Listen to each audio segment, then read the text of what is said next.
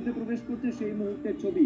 এরপর ধীরে ধীরে আপনারা দেখেছেন যে প্রথমে দুটি প্যারাশুট খুলে যায়, তারপরে আরো দুটি প্যারাশুট খুলে যায় এবং তারপর গতিবেগটা কমতে কমতে কমতে কমতে 10 মাইল প্রতি ঘন্টা প্রায় এইরকম একটা জায়গায় পৌঁছয়। তারপরে আটলান্টিক মহাসাগরের নীল জলরাশির ওপর ধীরে ধীরে অবতরণ করে এই ক্যাপসুল। তারপর সেখান থেকে একেবারে যে হাইড্রোলিক আর্ম রয়েছে মার্কিন নৌবাহিনীর জাহাজের, সেই আর্মে করে জাহাজের যে পাটাতন সেখানে নিয়ে আসা হয় ক্যাপসুলকে। সেখান থেকে স্পেসএক্সের যে রিকভারি টিম রয়েছে তারা এক এক করে 4 জন নভোশ্চরকে সেখান থেকে নিরাপদে বের করেন। To Earth, we are awaiting the drogue deploys. This view coming from the WB-57 high altitude plane, and there you see it on your screen, drogue deployment. You can hear the crowd here.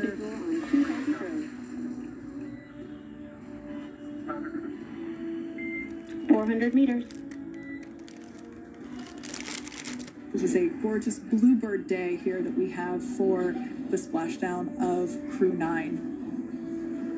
It's incredible to think that the Dragon capsule just minutes ago was going over 17,000 miles per hour and now gently coasting to a soft splashdown. 200. Copy, 200 meters. Brace for splashdown.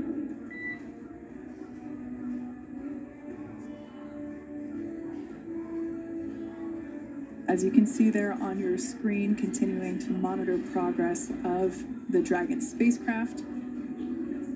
And we're going to stand by for splashdown located in the Gulf of America off the coast of Tallahassee, Florida.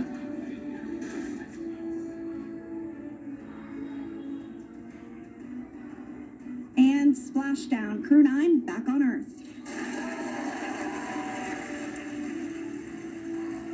যতবার এই ছবি দেখছি ঠিক ততবার বিভোর হয়ে তাকিয়ে থাকতে ইচ্ছে করছে। এতটা ভালো দৃষ্টিনন্দন এই ছবি, এতটা পারফেক্ট এই ছবি। ডক্টর দেবীপ্রসাদ দুয়ারি আমার সঙ্গে রয়েছেন। আমি ডক্টর দুয়ারির কাছে আসার আগে এই যে বিভিন্ন মুহূর্তের ছবিগুলো আপনাদের সামনে আমরা এক এক করে এই আলোচনা চলতে চলতে এক এক করে আপনাদের সামনে তুলে ধরতে থাকবো। আমার মনে আছে ডক্টর দেবীপ্রসাদ দুয়ারি সেদিনও স্টুডিওতে ছিলেন যখন চন্দ্রযান 3-এর সফল অবতরণ চন্দ্রপৃষ্ঠে হয়েছিল এবং সেই দিন একেবারে ল্যান্ডার বিক্রম যখন সফট ল্যান্ড করছে একেবারে ধারাবাহিকভাবে সেই ছবি আপনাদের সামনে আমরা তুলে ধরছি। ডক্টর দুয়ারি, আপনারা মনে আছে নিশ্চয়ই এই সফট ল্যান্ডিংয়ের উপর বারে বারে সেদিন আপনি জোর দিচ্ছিলেন।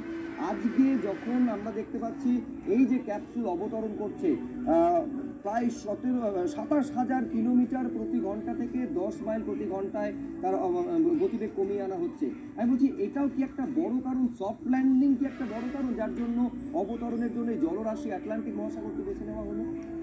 হ্যাঁ, আপনি যেরকম বলছেন, আমরা জানি যে অবতরণের সময় যদি প্রচণ্ড যদি আছড়ে পড়ে তাহলে কিন্তু সেই স্পেসক্রাফট বা মহাকাশযানটির ক্ষতি যেমন হবে, তার ভেতরে যারা রয়েছেন তাদেরও কিন্তু রীতিমতো ভীষণ ক্ষতি হতে পারে। সেই জন্যই প্রথমত জল, আর তারপরে আমরা জানি যখন নামছিল তখন তার গতিবেগ ছিল 44,000 কিলোমিটার প্রতি ঘন্টায়। সেখান থেকে অবতরণ করতে করতে দুটো ড্র্যাগ প্যারাশুট, যেগুলো ছোট ছোট কিন্তু সেগুলো গতিটাকে কমিয়ে আনবে, সেগুলো গতি কমিয়ে এনেছিল প্রায় 560 কিলোমিটার প্রতি ঘন্টায়। তারপরে কিছুটা নামার পরে 4টে বড় বড় প্যারাশুট যখন খুলে গেল তখন 160 কিলোমিটার প্রতি ঘন্টায় গতিবেগ হলো এবং সেটা আরও কমতে কমতে কমতে কমতে প্রায় 25 কিলোমিটার প্রতি ঘন্টা সেই অবস্থাতে আস্তে আস্তে জলের উপরে অবস্থান করলো বা অবতরণ করলো। এই পুরো পদ্ধতিটা কিন্তু মনে রাখতে হবে যে পুরো স্বয়ংক্রিয়ভাবে করা হয়েছে। যে ক্রু এক্সের যে ক্যাপসুল, তার মধ্যে যে অনবোর্ড কম্পিউটার এবং অনবোর্ড মেকানিক্যাল এবং ইলেকট্রিক্যাল যে সমস্ত যন্ত্র রয়েছে তারাই কিন্তু পর এই ধাপে ধাপে এই গতিটাকে কমিয়ে আনার ক্ষেত্রে যা যা ব্যবহার করা হয়েছে তাই করেছে। সেদিক থেকে বলতে হবে যে অত্যন্ত সুচারুভাবে সুপরিকল্পিতভাবে যেমন এদেরকে করা হয়েছিল সেই পরিকল্পনা অনুযায়ী সুচারুভাবে এই পুরো ঘটনাটি কিন্তু আস্তে আস্তে ঘটেছে। এবং আপনি যেটা বলছিলেন যে এটা কিন্তু মানব সভ্যতার ইতিহাসে শুধু মহাকাশ অভিযানের ক্ষেত্রে নয়, অনেক কিছু শিক্ষণীয় আজকে ঘটনা ঘটে গেল। যেমন আমাদের সবাইকে, সাধারণ মানুষের শেখালো যে যন্ত্র সভ্যতা আজকে কোথায় কোন সুনিপুণ জায়গায় পৌঁছে গেছে, যেখানে প্রতি সেকেন্ড অনুযায়ী যে 3:27 ভারতীয় সময় নামার কথা, ঠিক 3:27 নেমেছে। Exactly. এই যে ঘটনাটা, এটা যে কত বড়, এর পেছনে কত পরিশ্রম, কত চিন্তা, কত বুদ্ধি কাজ করেছে, সেটা যেমন। আরেকটা জিনিস ভীষণ ভালো লাগলো, যখন সুনিতা উইলিয়ামসকে নামানো হলো, তিনি দু হাত নেড়ে এক গাল হাসি, একদম, এবং একদম। বুচ উইলমোর আঙুল তুলে সবাইকে দেখাচ্ছেন যে ঠিক আছে, মানুষ যদি সত্যি সত্যি তার উপরে চাপ সৃষ্টি করা হয় বা করা হয়ে থাকে বা হয়, সে কিন্তু বেরিয়ে আসতে পারে অনেক অপ্রতিরোধ্য বাধাকে অতিক্রম করে।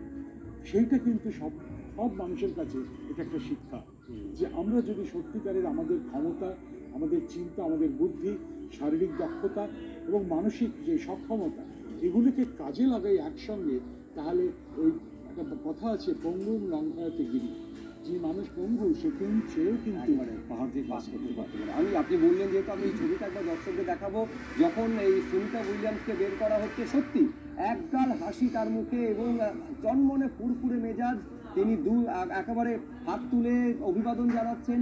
ঠিক একইভাবে উইলমোর, তিনি যখন বেরোচ্ছেন, ঠিক একই রকম উচ্ছ্বাস, এবং প্রত্যেকের মধ্যে বিশ্বাস করুন, এই যে 17 ঘন্টার দীর্ঘ পথ তারা এসেছেন, কোনো ক্লান্তি, কোনো অবসন্ন, কোনো তার লেশমাত্র তাদের অন্তত ফেশিয়াল এক্সপ্রেশনে ধরা পড়েনি। এইটা হচ্ছে আনন্দের সঙ্গে তারা যখন কাজ করছেন তার প্রতিফলন দেখা যায়। দেখতে পাচ্ছেন এক এক করে যখন তাদের বের করা হচ্ছে, সেই সময়ের ছবি, প্রত্যেকে যথেষ্ট উৎফুল্ল। First crew member.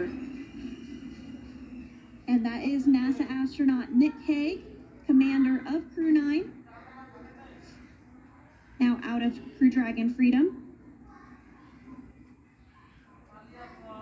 Again, big smile.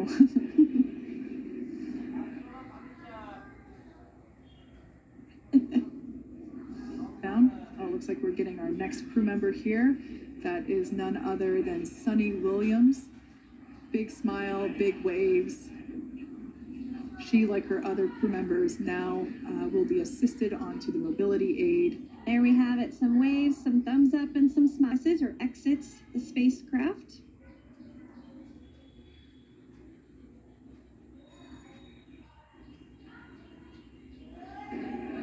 Elation and cheers there